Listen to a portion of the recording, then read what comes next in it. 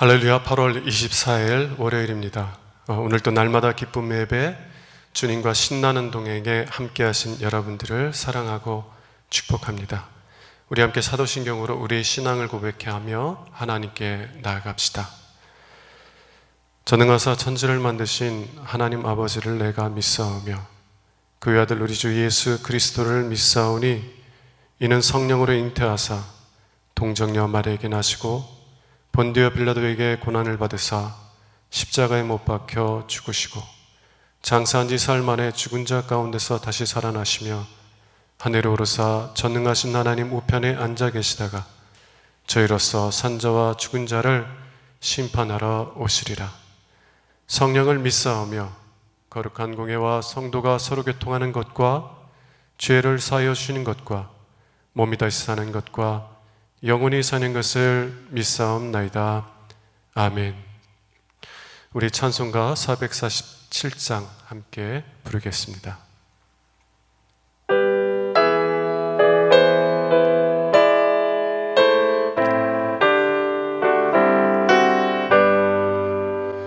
이 세상 끝날까지 주 섬겨 살리니 나 친구 되신 주여 늘 함께 하소서.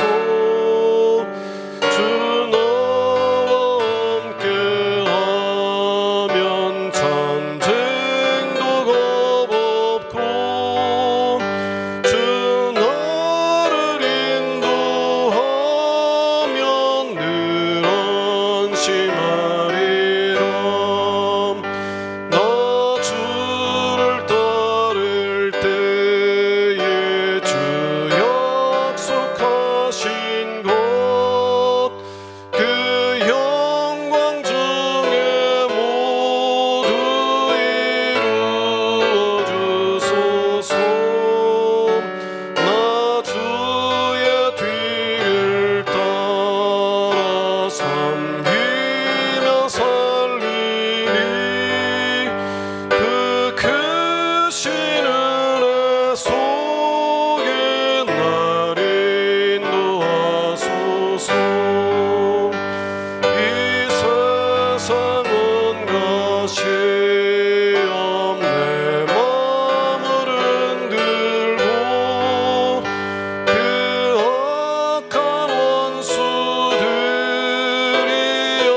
안팎에 있으나 주 나를 돌보시사 내 방패 되시고 내 옆에 계신 것을 늘 알게 하소서. 저 영광 빛난 곳을 주 허락했으니 그 허락하신 곳을 늘 사모합니다. 끝까지 쉬지 않고 주 따라가리니 주 넓은 사랑으로 늘 인도하소서.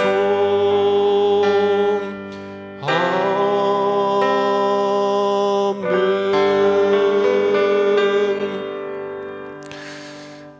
매일의 기도를 함께 드리겠습니다.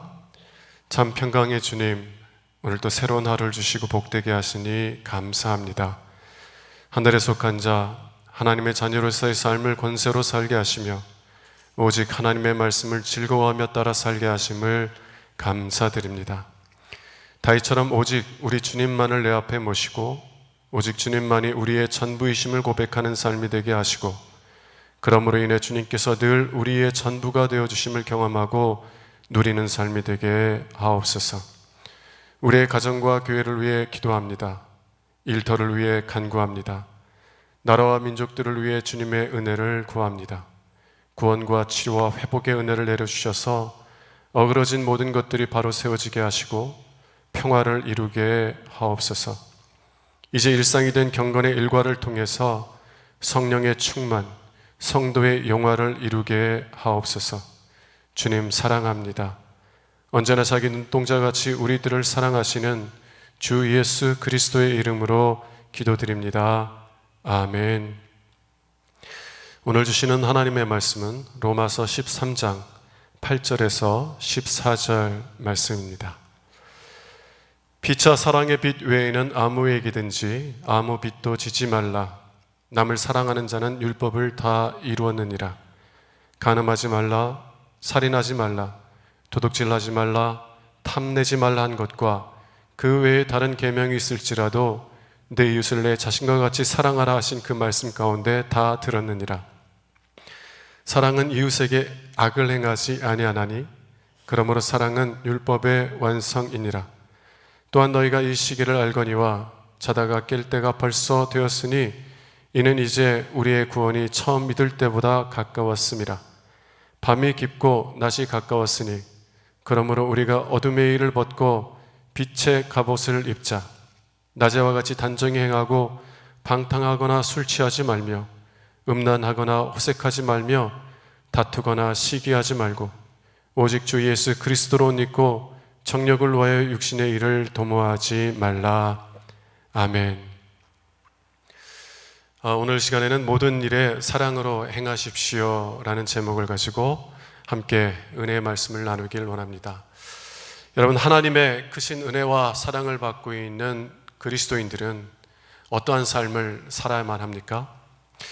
오늘 본문에서 사도 바울은 하나님의 크신 은혜와 사랑을 받은 우리들이 어떻게 살아가야 될지, 특별히 구체적인 삶 속에서 어떻게 살아야 될지에 대해서 말씀하고 있습니다.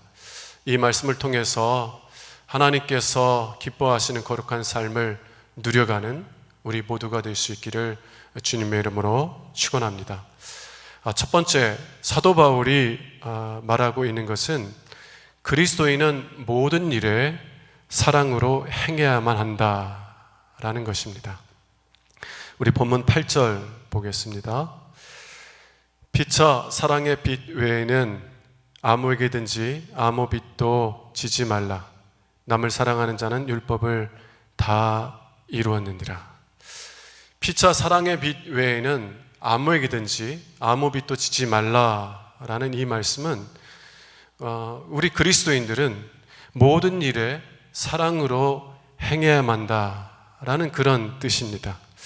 여러분, 이 뜻을 이해하기 위해서는 두 가지 질문을 묻는 것이 필요하다고 생각됩니다. 첫 번째 질문은 아무에게든지 아무 빛도 지지 말라라는 말은 무엇을 의미하는 것입니까? 아무에게든지 아무 빛도 지지 말라, 이 말은 무엇을 의미해요? 그리스도인들은 빚을 져서는 안 된다는 의미입니까? 전세 대출이나 학자금 대출도 받으면 안 된다는 말입니까? 그렇지 않습니다. 이 말씀은 빚을 빌리지 말라, 빚을 지지 말라라는 말이 아니라 빚을 갚으라라는 의미입니다. 7절 말씀 한번 보겠습니다. 모든 자에게 줄 것을 주되 조세를 받을 자에게 조세를 바치고 관세를 받을 자에게 관세를 바치고 두려워할 자를 두려워하고 존경할 자를 존경하라. 모든 자에게 줄 것을 주라. 이 말을 원어로 직역을 하면 모든 자에게 빚을 갚으라 라는 그런 의미입니다. 그래서 아무에게든지 아무 빚도 지지 말라라는 말의 의미는 돈을 빌리지 말라, 빚을 지지 말라라는 것이 아니라 빚을 졌으면 그 빚을 제때에 잘 갚아야 된다라는 의미인 것입니다. 두 번째 질문은요, 사도 바울이 빚을 갚으라라고 말했다면, 그렇다면 피차 사랑의 빚 외에는 아무에게든지 아무 빚도 지지 말라라는 것이 무슨 뜻이냐는 것입니다.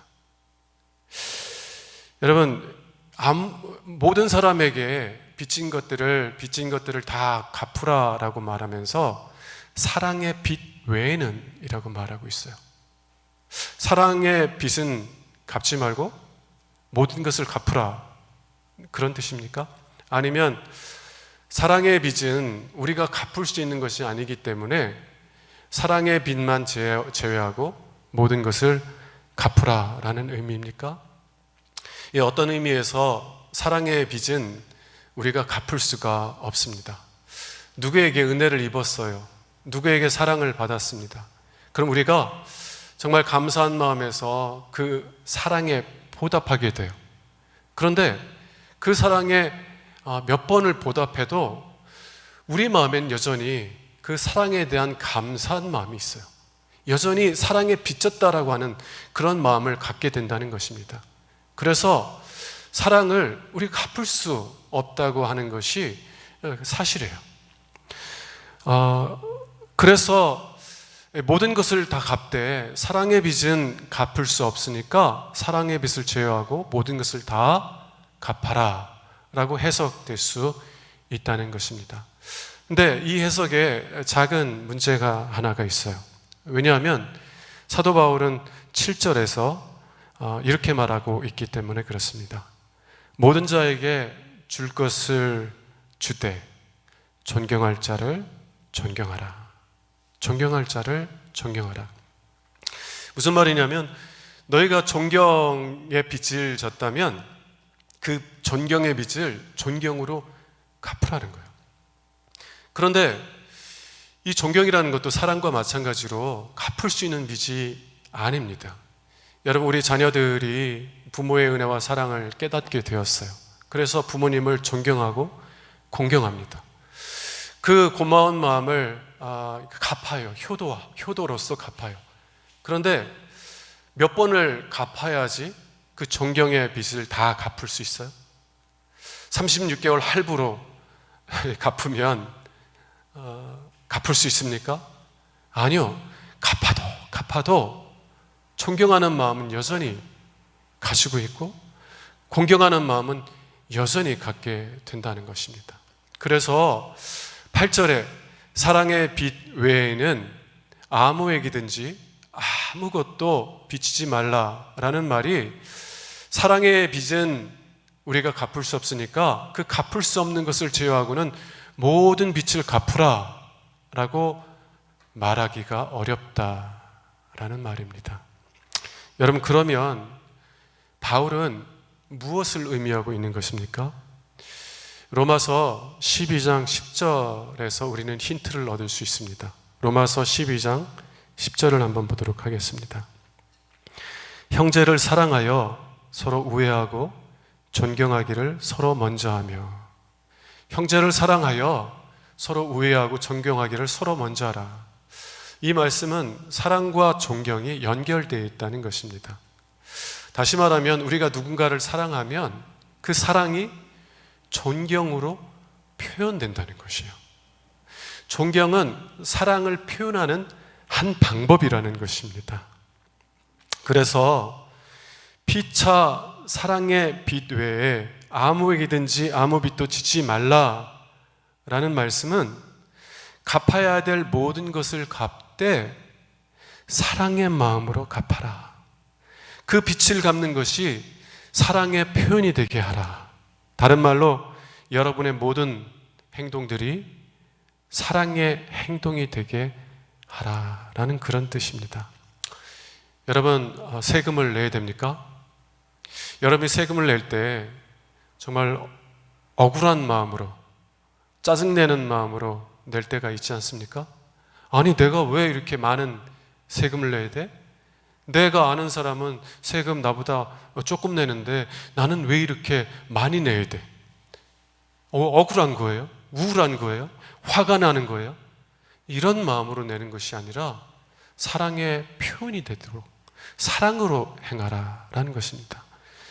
여러분, 주택대출이나 학자금 대출이나 전세금 대출 갚아야 될 때가 오잖아요.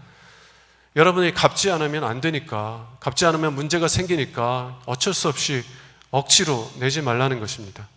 또 성경이 빚을 갚으라 라고 이야기하니까 내키진 않지만 그래도 어쩔 수 없이 내지 말라는 거예요. 그 모든 것들이 어떻게 해요? 사랑을 표현하는 하나의 방법이 되게 하라.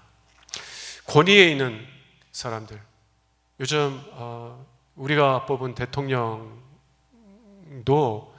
뭐 이렇게 함부로 얘기하는 분들이 있는데요, 성경은 그렇게 얘기하지 않아요.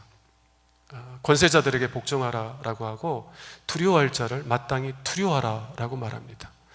여러분, 우리가 그분들을 어떻게 대해야 돼요? 그분들을 대하는 것이 사랑의 한 표현이 될 수 있게 하라는 것입니다. 존경할 자를, 공경할 자를 공경하고 존경하되 그것이 사랑의 한 표현이 되게 하라. 이것이 하나님의 크신 은혜와 사랑을 받고 있는, 경험하고 있는 그리스도인들이 살아가야 될 삶이라는 것입니다. 모든 일에 사랑으로 행하십시오. 자, 두 번째 바울이 말하는 것은 우리가 모든 것을 사랑으로 행해야 되는 이유는 우리가 세상에 빚진 자이기 때문이라는 거예요. 왜 우리가 모든 일에 사랑으로 행해야 되느냐? 그것은 우리가 세상에 빚진 자이기 때문이라는 것이에요. 여러분, 다시 8절을 한번 보도록 하겠습니다. 피차 사랑의 빚 외에는 아무 일이든지 아무 빚도 지지 말라. 여러분, 빚은 뭐예요? 갚아야 될 거, 돌려줘야만 하는 거. 그러면 사랑의 빚은 무엇입니까?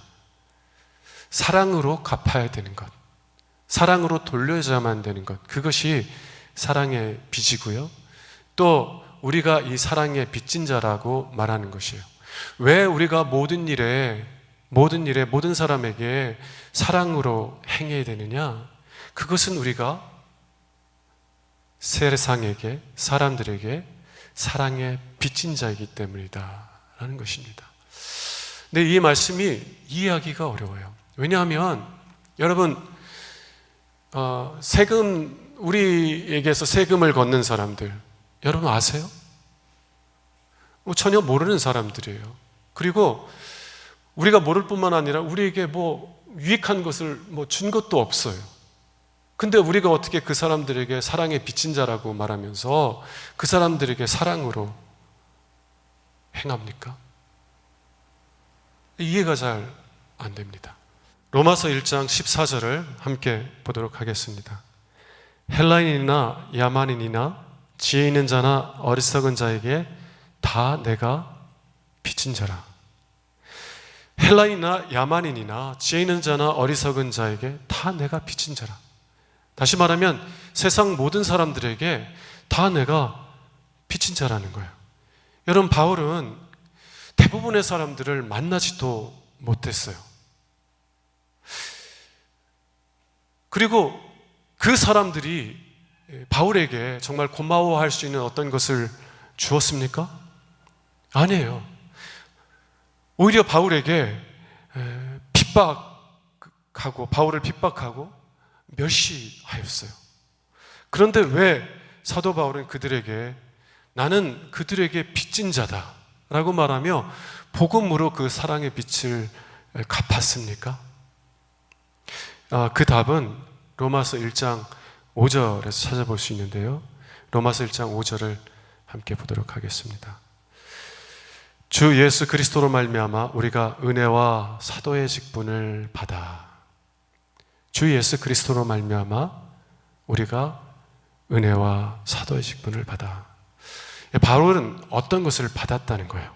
어떤 것을 받았는데, 그런데 세상 사람들로부터 받은 것이 아니라 우리 주 예수 그리스도로 말미암아 은혜와 사도직을 받았다 라고 말하는 거예요. 여러분, 우리가 세상에 빚진 자가 된 것은 우리가 그들로부터 어떤 것을 받았기 때문이 아닙니다. 오히려 우리가 예수님으로부터 무엇인가를 받았기 때문이에요.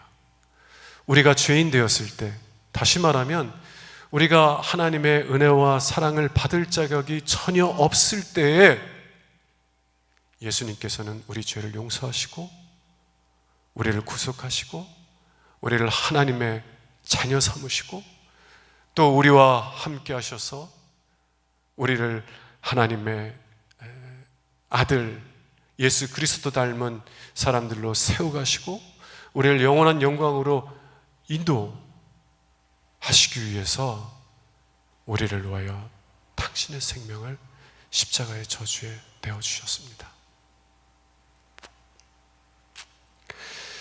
세상 사람들에게 우리가 어떤 것을 받은 것이 아니라 주님으로부터 갚을 수 없는 지극히 큰 사랑을 받은 것이에요.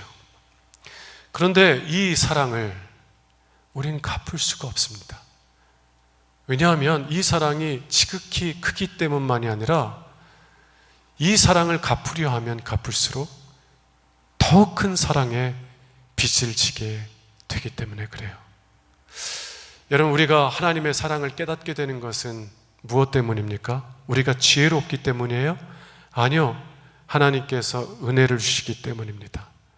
또 우리가 주님을 정말 사랑하는 마음 가운데 주님을 위해서 헌신할 수 있게 되는 힘은 어디로부터 와요? 주님의 은혜로부터 오는 것이에요. 그래서 우리가 주님을 사랑하면 사랑할수록, 주님을 위해서 헌신하면 헌신할수록 더 큰 은혜를 받게 되고, 그래서 더 크게 주님의 사랑에 빚진 자가 되는 것이에요. 그래서 우리는 주님의 사랑을 결코 갚을 수가 없습니다. 여러분, 그러면 우리는 어떻게 그 주님의 사랑을 갚을 수가 있어요? 주님께서는 우리가 주님께 갚을 수 없는 그 사랑의 빚을 우리 이웃에게 갚으라 라고 말씀하십니다. 마태복음 10장 8절을 한번 같이 보겠습니다.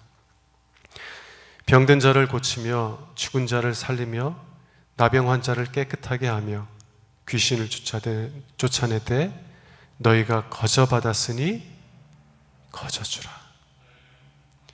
너희가 거저 받았으니 거저 주라는 거예요. 여러분, 우리가 합당하지 않은 자로서 하나님의 놀라우신 은혜와 사랑을 받았습니다. 감당할 수 없는, 갚을 수 없는 지극히 큰 사랑을 받았어요. 우리는 그 사랑을 갚을 수 없습니다. 갚을 수 없는 사랑의 빚진 자인데, 근데 주님께서 그 빚을 어떻게 갚으라고요? 세상 사람들에게 갚으라고. 그래서 사도 바울이 나는 모든 사람들에게, 세상 사람들에게 빚진 자라 라고 말하면서 복음으로 그 사랑의 빚을 갚았던 것이었습니다.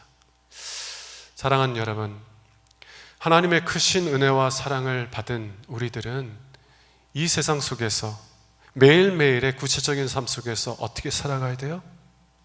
모든 일에 사랑으로 행해야만 합니다. 왜 그렇게 해야 돼요? 왜 우리에게 선을 베풀지 않은 사람들, 왜 우리에게 아무것도 준 것이 없는 사람들, 오히려 우리에게 악을 행하는 사람들에게 사랑으로 행해야만 합니까? 그것은 우리가 주님의 사랑에 빚진 자이고, 그리고 그 사랑의 빚을 갚을 수 있는 유일한 길은 세상 사람들을 사랑하는 것이기 때문입니다.